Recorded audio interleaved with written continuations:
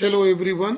We are going to determine the coefficient of thermal conductivity K of a good conductor by Searle's method. So see the whole method how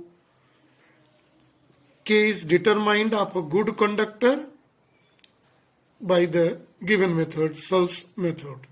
Right? Here is a good conductor. Good conductor means whose conductivity is good.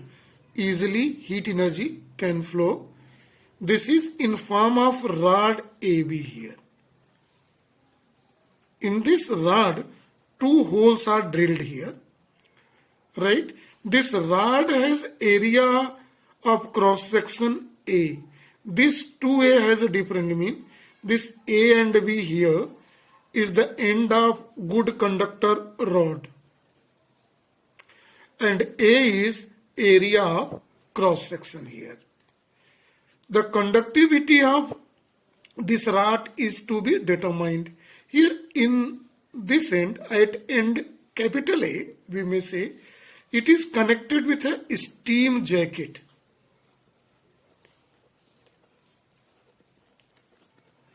Steam jacket through which the steam in and through this steam out.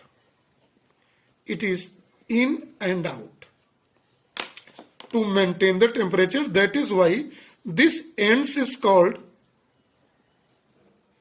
hot end. Clear? Here two thermometers are inserted here in it.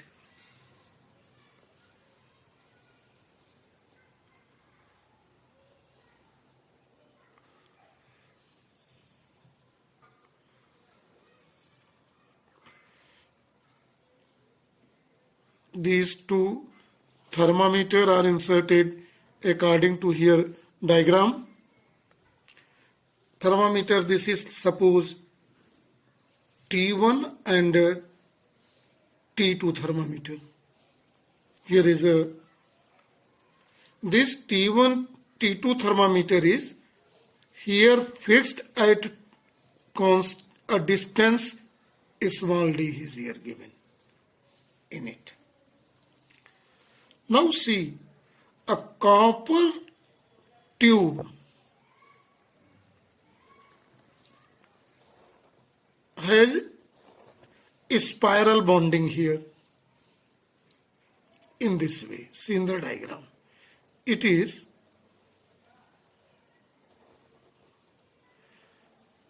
a spiral bonding of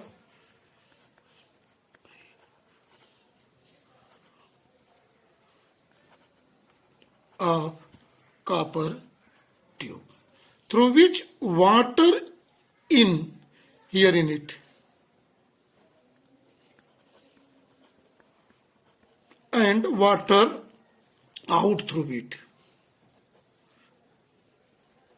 Water out, water in through it. At point of in, it is a device is connected in such a way that here one thermometer is connected here. At entering side of the water and one thermometer is here drilled in such a way at this situation.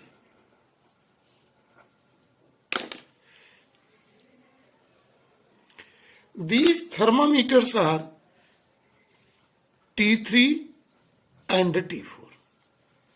Actually, this thermometer records the temperature of water in the spiral copper tube and come out by it. So 4 thermometer, see in the diagram, T1, T2, T3 and T4 here connected, in which T1 and T2 determine the temperature of rod at point let C and D, whereas Thermometer T3 and T4 records the temperature of water at enter point and here exit point. Clear? Now one more thing is, this end is called cold end. See carefully. It is hot end. To maintain one-dimensional heat flow, see this is side is covered with cotton wool.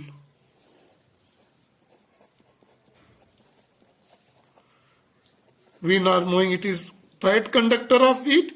It is to maintain one dimensional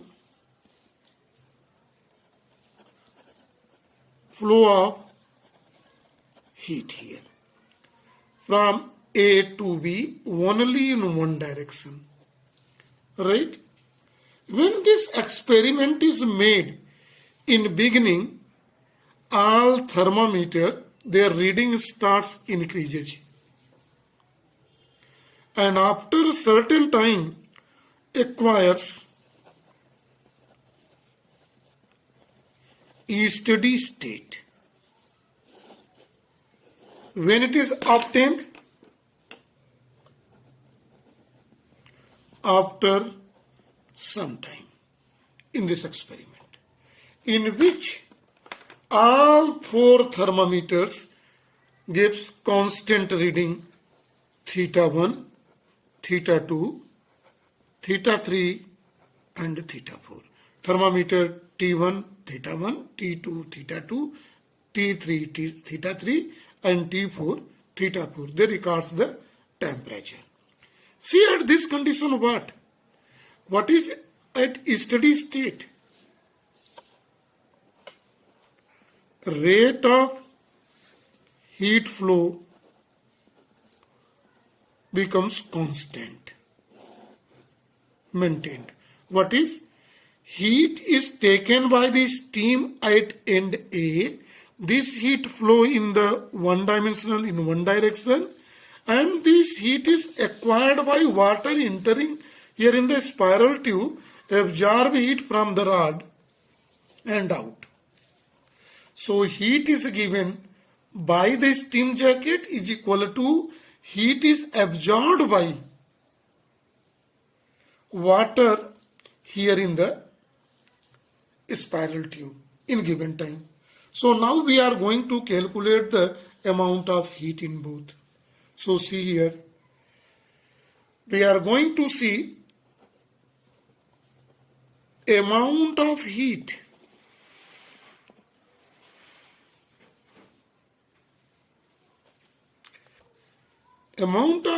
flowing from A to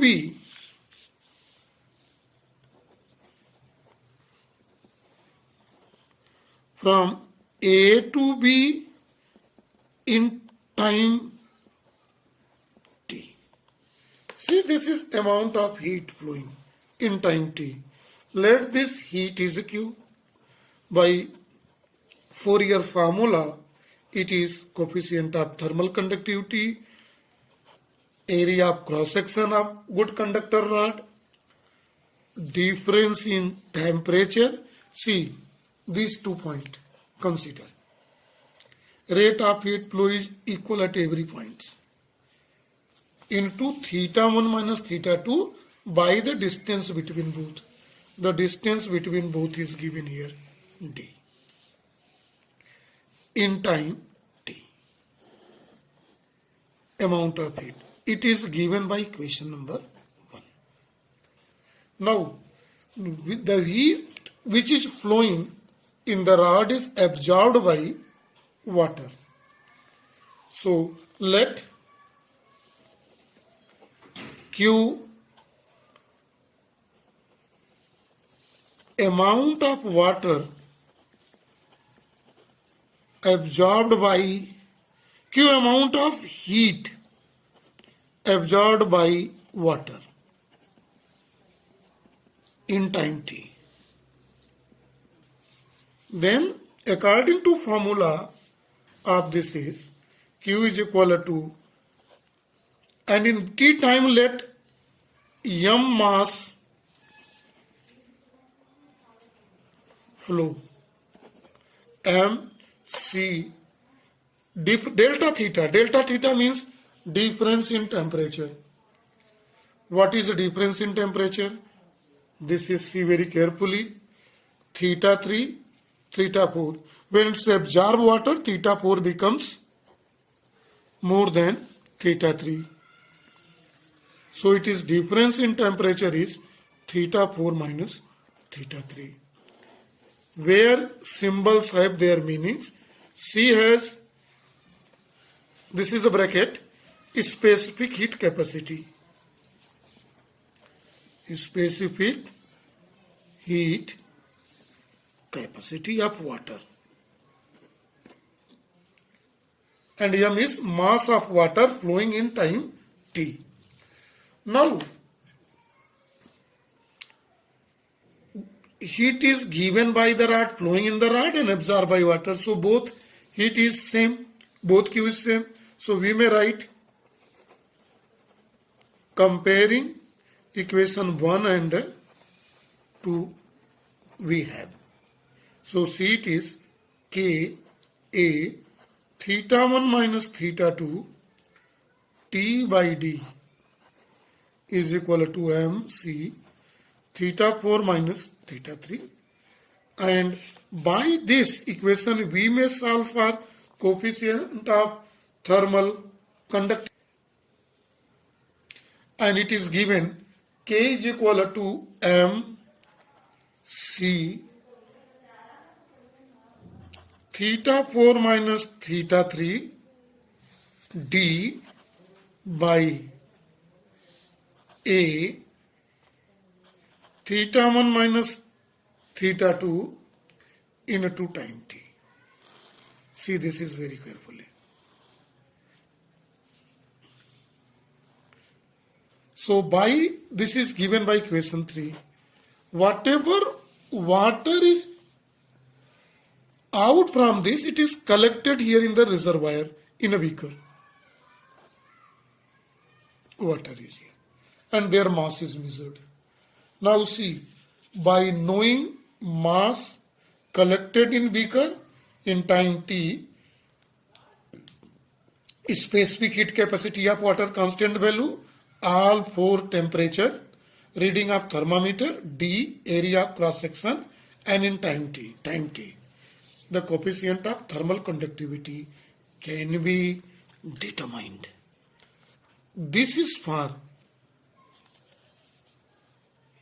calculation of, measurement of, determination of coefficient of thermal conductivity by Searle's method of a good conductor, in which a good quality conductor only can be used. So this is for the topic only. Thank you and have a nice day to all.